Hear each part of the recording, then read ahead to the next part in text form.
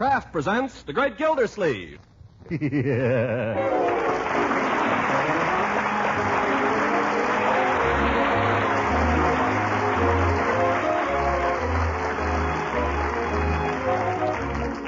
Cheese Company will also bring you Bing Crosby every Thursday night. Present each week at this time Harold Perry as The Great Gildersleeve, written by John Whedon.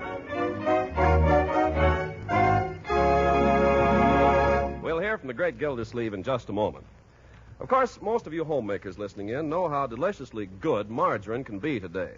But some of you may not have used margarine as a spread for bread for a good many years. Well, if that's the case, you're going to be pleasantly surprised when you taste Parquet margarine, the margarine that's made by Kraft. That's because Parquet margarine is really different from the margarines of a few years back. First, Parquet's flavor is pretty certain to please. It's so delicate and wholesome, so deliciously good. You'll be delighted with Parquet as a spread for bread or rolls, yes, and for baking and pan frying, too.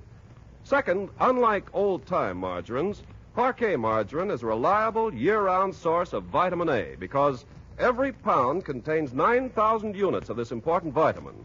And besides, Parquet is an excellent energy food. So try economical Parquet margarine in your household and find out how extra good it is yourself. Just ask your food dealer for Parquet, P-A-R-K-A-Y, Parquet margarine made by Kraft.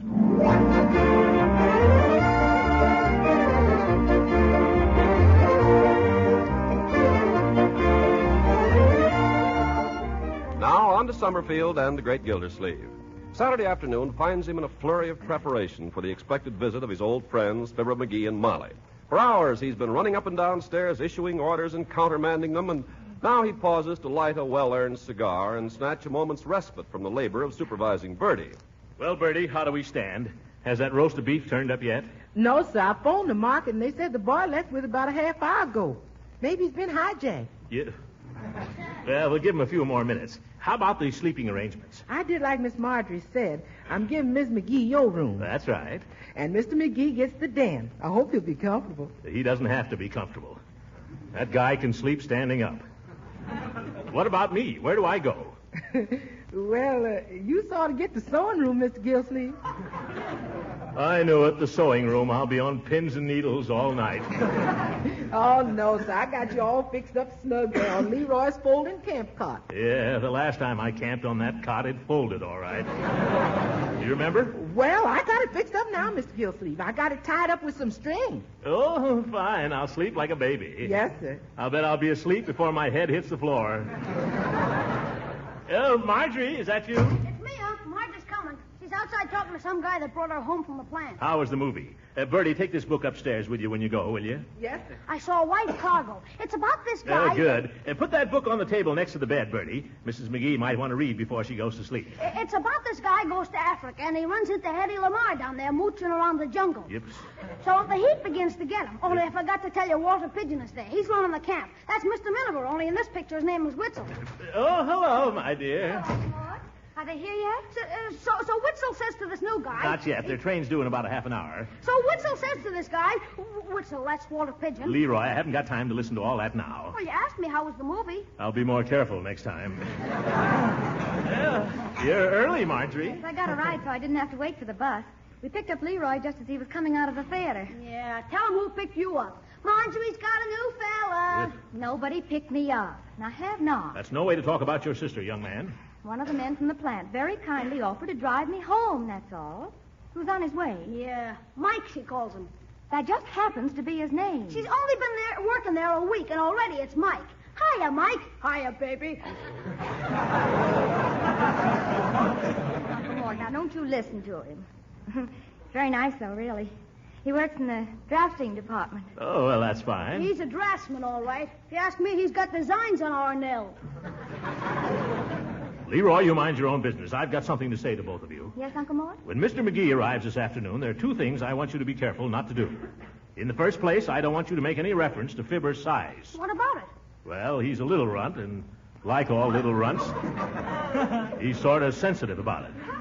That's why he's so pugnacious. Oh, I wouldn't say anything, Uncle Mort. Well, I know you wouldn't, my dear, but I'm not so sure about Leroy. What did I say? Did I say anything about him being a runt? You're the one who brought it up. Well, just don't, that's all.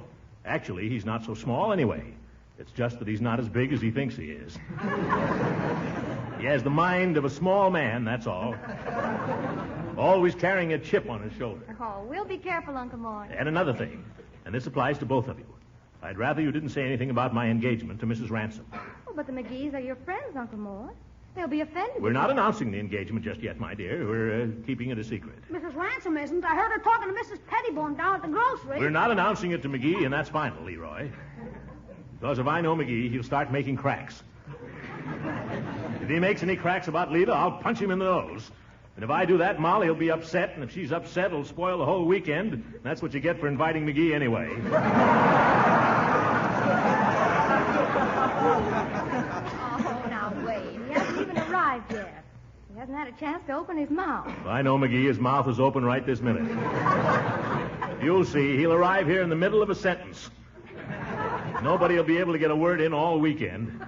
If he ever finds out about me and Leela, he'll be like a Scotty with a bone. Oh, Uncle Mort, you're being silly. Well, he isn't going to come in here as my guest and bandy so-called witticisms at my expense. I'm not going to give him the satisfaction. So just keep the whole thing dark, if you don't mind. Come on, it's time to go get him. Can I go, Unc? No, Leroy. There's something else I want you to do. What's that? I want you, in the interests of peace, to go out in the garage, get the lawnmower, and hide it.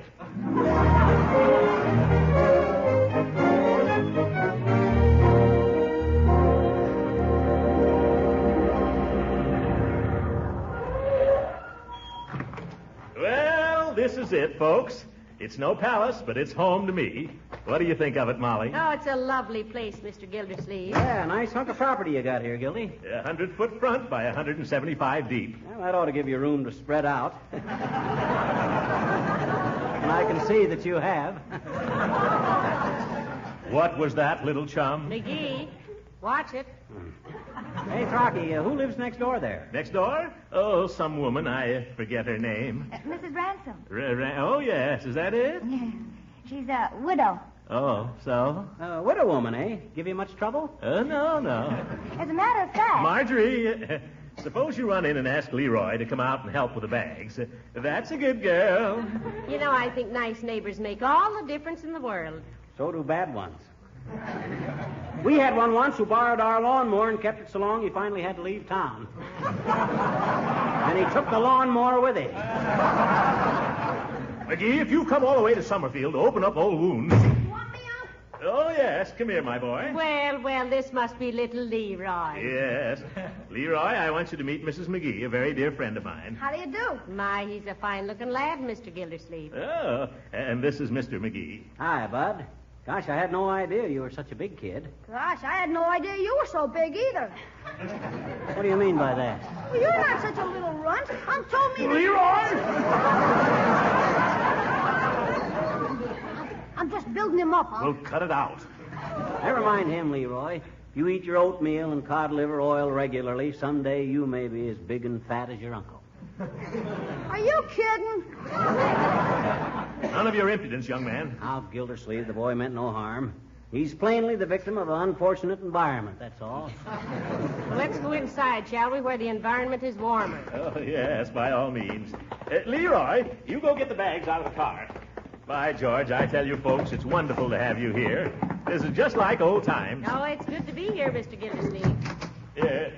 Let me take your coat, Mrs. McGee. Oh, thank you. Where'll I put mine, Trocky? Well, I'll take it. Just hang it up here in the hall closet.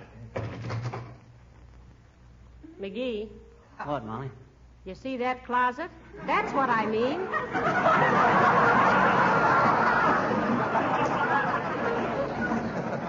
Oh, sure, anybody can keep a closet clean if they don't use it. Mr. McGee, if you'd like to come upstairs, I'll show the room you're to have. Oh, thank you, dearie. I would like to freshen up a little before dinner. Dinner's in about a half an hour, everybody. Hey, where do these bags go? Mr. McGee's bag goes in the den, and Mrs. McGee's goes up in my room. Here, I'll take it up to her.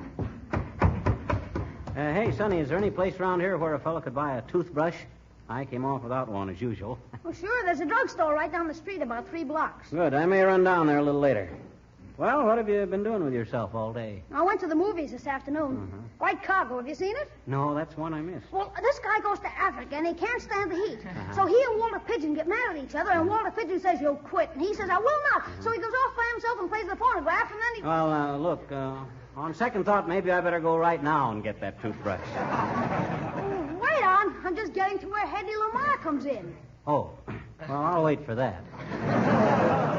Well, he's playing his phonograph there, and it's getting all dark and spooky, and he looks out the door, and all of a sudden, what does he see? Hedy Lamarr. Yeah, only you'd never know her. Huh? She's got a sort of a thing around her, and she comes in like this. Look, you're Walter Pigeon, and I'm Hedy Lamarr. Well, if you're Hedy Lamarr, I guess I can pass for Walter Pigeon.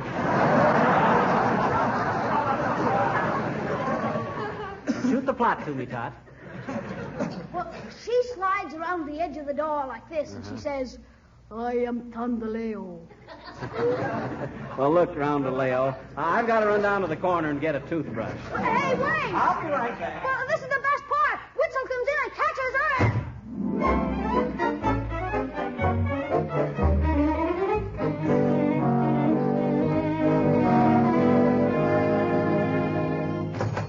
Good night, Mr. Peavy. Good night. And now, what can I do for you, sir?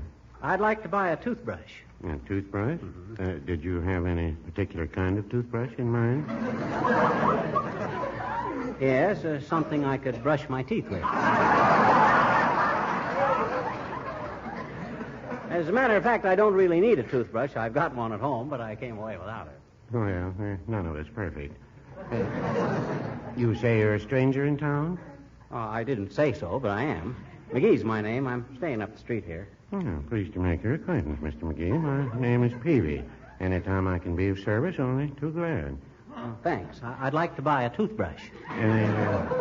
Any particular kind? Oh, I asked you that, didn't I? Yes. Well, I have a number of varieties. I have them in red, green, white, small, medium, large. Now, give me a red one.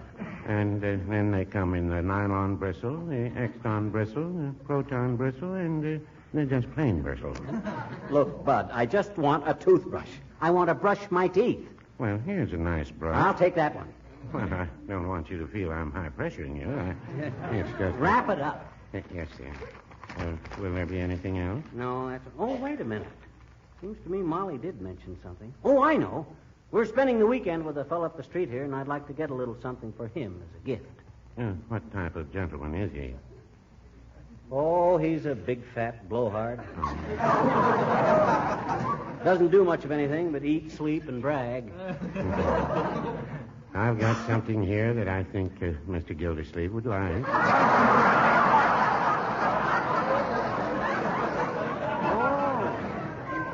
You know him? Oh, yes, he's in here almost every day. Oh. And I think if you really want to surprise him, a nice package of bubble bath would do the trick. Gildersleeve in a bubble bath? Boy, he'd look like a blimp coming out of a cloud. Well, of course, it wouldn't make much of a wedding gift if that's what you have in mind. Wedding gift? For Gildersleeve? Haven't you heard? He's engaged to marry his next-door neighbor, Mrs. Ransom. Frocky, engaged? Yes. Oh, tell me more. What'd you say her name was? Mrs. Ransom. Leela Ransom. Widow. Oh, the widow next door. Uh-huh. The one he said he never met. Didn't even know her name. The big fake. What's she like? Well, she's a southern lady. Very well preserved.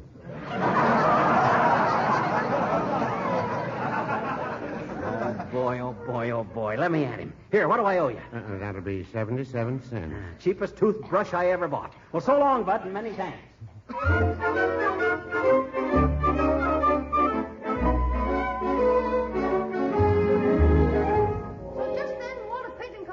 Jungle and catches Hetty slipping in the poison. Heavenly day. Leroy, that'll be quite enough now. Oh, now, don't discourage the boy, Mr. Gildersleeve. Discourage him. I only wish I knew how. Hi, folks. McGee, where on earth you been? Oh, just down at the corner. Say, you look like the cat that swallowed the canary. Do you know that you've kept dinner waiting 15 minutes? Oh, that's perfectly all right. Leroy, run out and tell Bertie she can serve at any time now, will you? McGee, have you washed? McGee, what's got into you? Yes, what are you looking at?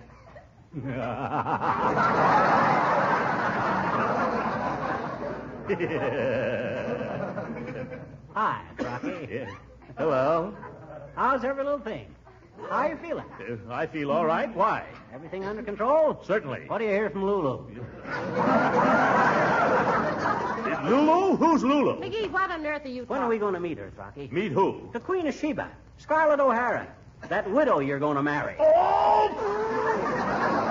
Mary? Mr. Gildersleeve? Leroy? Honest, Unc, I didn't say a thing. Marjorie? Not a peep, Uncle Mort, I swear. If you knew Lulu like I know Her name is not Lulu.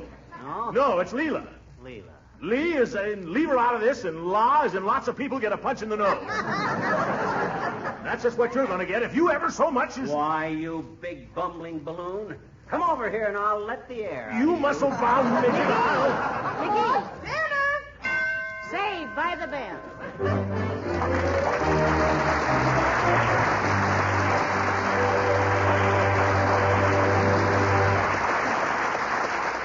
The great Gildersleeve will be with us again in a few seconds. You know, especially in times like these, it's smart to be economical. But when it comes to food buying, it's important to be wisely economical. To be sure that the economy foods you buy fulfill the requirements of good nutrition. Now, one food that's both economical and highly nutritious is wholesome Parquet margarine, the delicious spread for bread made by Kraft. Parquet margarine, you know, is one of the kinds of foods recommended in our government's nutrition food rules. That's because Parquet is so nourishing, having both food energy and important vitamin A. And what's more, Parquet helps provide these essential food elements in so many ways. It's a delicious spread for bread or toast or rolls. It's a tasty seasoning for hot vegetables. It's a real flavor shortening for baking, and it's grand for pan frying, too. Yes, in all these ways, Parquet margarine adds delicious nourishment to meals. So tomorrow, ask your food dealer for Parquet, Parkay, Parquet margarine made by Kraft.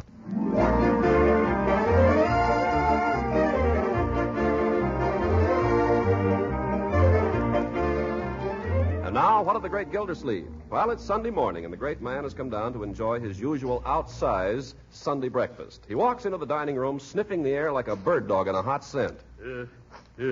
That's funny. The stuff must be here, but I can't smell it. Bertie? Yes, Mr. Gildersleeve? Where's breakfast? Well, Mr. Gildersleeve, Miss Marjorie told me y'all would wait until Mr. and Miss McGee came down. I never heard of such a thing. Marjorie? For goodness sake, Uncle Mort, now be quiet. Think of our guests. I am thinking of them. I'm thinking, why don't they get up? Oh, the idea. Anyone would think you hadn't eaten for a month. That's exactly the way I feel. And when I think of that little termite McGee, probably lying up there in bed right now, just on purpose to keep me from my breakfast. Who's that? I'll go. Well, good morning, Judge. Oh, Hooker, come right in. I'm glad to see you. I can't stay, but I've heard the news from Leela Ransom, and as your ex-rival, I simply wish to tender my congratulations. Oh, thank you, Judge. After thinking it over, Throckmorton, I feel sure that Leela's heart has guided her to the right choice. Oh, you think so, eh? Well, I hope so. By the way, I'm giving a little party for Leela this afternoon. I hope you can come, Horace. I'd love to. I hope you'll make Leela very happy, Gildy. Well, I'll try. Fine. Throckmorton, have you given Leela any kind of token? Token? Well, as a symbol of your plighted troth. It's customary, you know, to give the lady Hooker, are you trying to peddle a second-hand engagement ring? No, certainly not. Then what are you talking about? It's not second-hand. Leela's never even seen it. This ring has never encircled a human finger. Then why don't you take it back to the jeweler? Well, for sentimental reasons, I wanted you to have it. Besides, I had Leela's name put on it. Oh, well, what'd you pay for it? $75. I'll give you 50. It's robbery, but I'll take it. Well, I want to see it first. Well, here it is. Oh, that's quite a flash. Wait a minute. What's this inside of it, this inscription? Oh, yes. To Leela from Cuddles. No, I forgot to mention that. Hooker, did Leela Ransom ever call you Cuddles? No, Gildy, but I just hope she'd learn to. Well, obviously the ring is of no use to me, but I'll give you $25 for it. $25? $25, Judge. Take it or leave it. I'll take it. But what are you going to do about the inscription? Well, if I play my cards right, she might learn to call me Cuddles.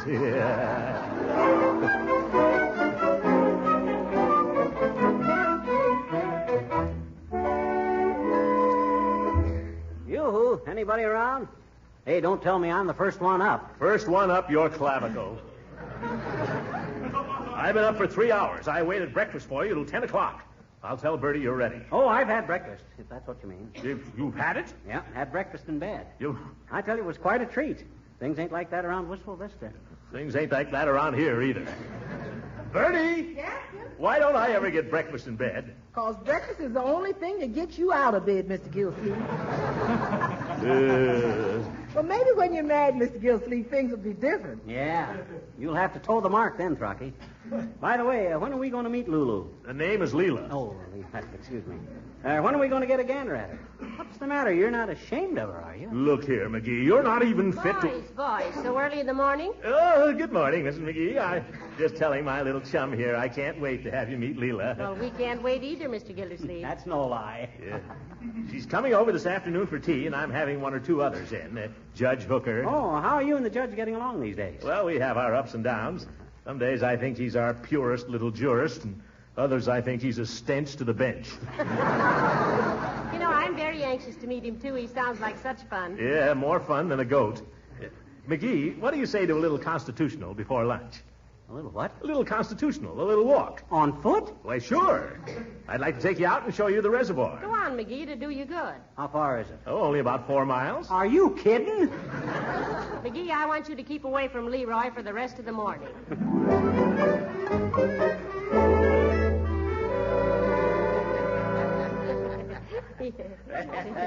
Well, this is quite an occasion, Everybody here now but the guest of honor. Where's Leela, Gildy? Leela, oh, she'll be along any minute, Judge. You know, Judge, I've heard a lot about you from our friend Gildersleeve here. Have you? I've heard a lot about you, too, Mr. McGee. Well, I'll tell you what he said about you if you'll tell me what he said about me. McGee, you're a guest here. I've never said anything behind your back, little chum, that I haven't said to your face. Oh, so that's the way you talk about me behind my back. Oh, wait a minute, folks. That must be Leela. I'll go on. Hey, never mind, Leroy. I'll open it. Don't bother, Uncle. Leroy, you hurt me. Okay. You know, I can't wait to meet her. Just think, McGee, Mr. Gildersleeve in love. Yeah, staggers the imagination. Boy, they're taking long enough.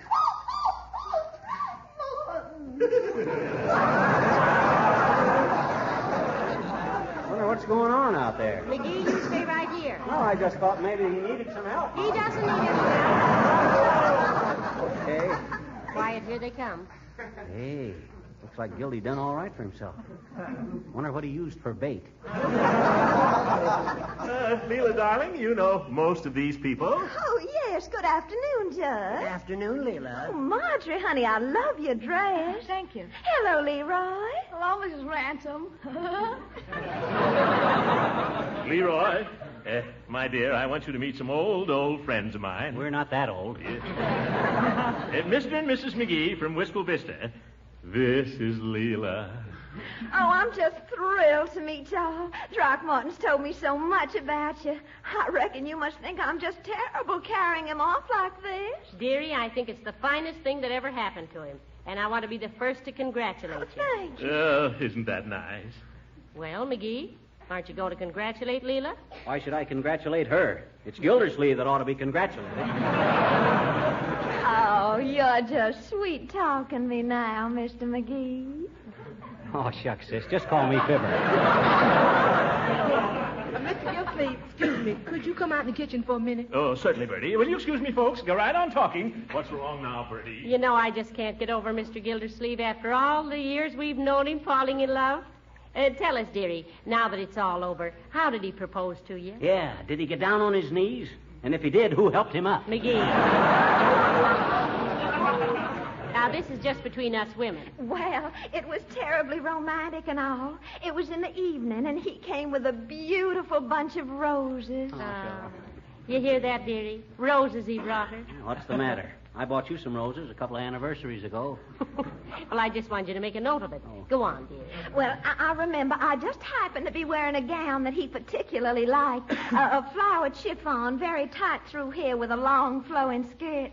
I'd been planning to spend the evening with a good book. Go on, you'll get plenty of time for that later. Well, we were standing there together arranging the flowers, and all of a sudden, right out of the blue, he said, well, I don't know that he'd like me telling you, but he said, what would you do if I was to steal a little kiss? Oh, my God. Is that corny? Keep out of this, McGee. You don't understand. And then what? Well, naturally, I tried my utmost to discourage him, but seemed like he just refused to take no for an answer. Oh, not only that, he started to chase me around the room. Throckmorton, I couldn't understand it. Look, Leela, when did you first begin to suspect that something was cooking?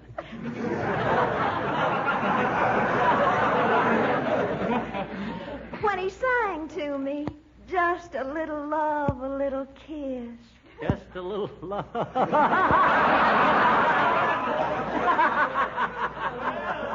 Just a little. Is everybody happy? What's going on, folks? What's the big joke? Nothing, Mr. Gildersleeve. Nothing at all. McGee, go on outside till you can control yourself. Come on, get out of here. If I hear any more, I'll buy. Leroy, show me where I get a glass of water, will you? Right out here.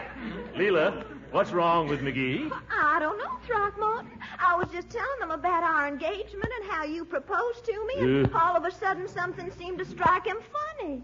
Leela, is nothing sacred to you? Now, Mr. Gildersleeve, don't be blaming her. Is our romance nothing but a farce to be torn to tatters for the amusement of the mob? Oh, no, Throckmorton. Am I nothing to you but a laughing stock? Oh, no. Well, that's the impression I seem to get. Now, listen, don't be blaming it on her, Mr. Gildersleeve. Blame it on McGee. Huh?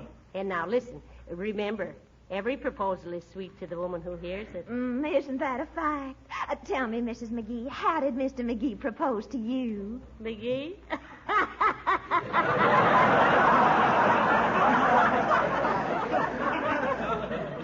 Well, dearie, McGee proposed in a leaky canoe. Yes. Yes? Which he had to paddle with his mandolin because he lost the paddle. Oh, really? Yes. And the song he sang to me was Pretty Red Wing. Yeah, Pretty Red Wing.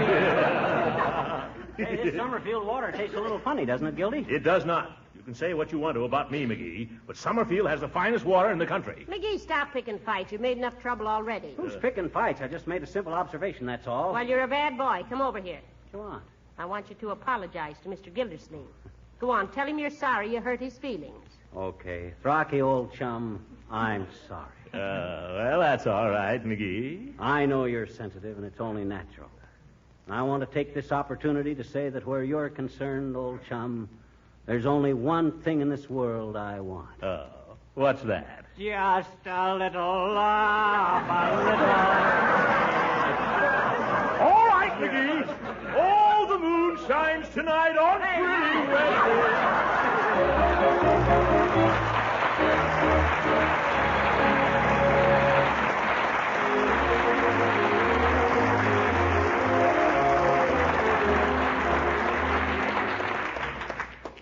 Well, it's certainly been nice having you folks here, Mrs. McGee. Well, it's been nice being here, Mr. Gildersleeve, and meeting Marjorie and little Leroy and Leela and all. I think Leela's going to make you very happy. Yeah, Throcky, she seems like a mighty nice gal. Well, I'm glad you both liked her. Well, goodbye, old chum. Thanks for the use of the den. Oh, yes, I hope you were very comfortable there. Oh, it was fine, but there's just one thing I'd suggest, Throcky. Huh? If you go to take a shower there, be careful. Why? You might cut your feet on my lawnmower. Oh! Leroy! Good night. Good night, all. Good night. Yeah.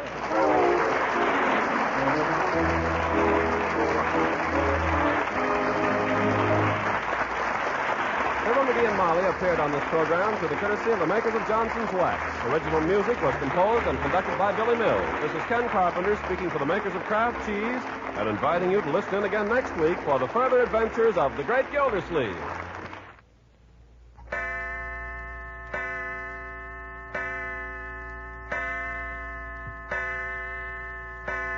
Six o'clock, Mother's late. That means the family will have to wait for dinner. But they won't wait long if Mother's smart and knows the 7-minute way to make macaroni and cheese. The trick is performed with a product called Kraft Dinner.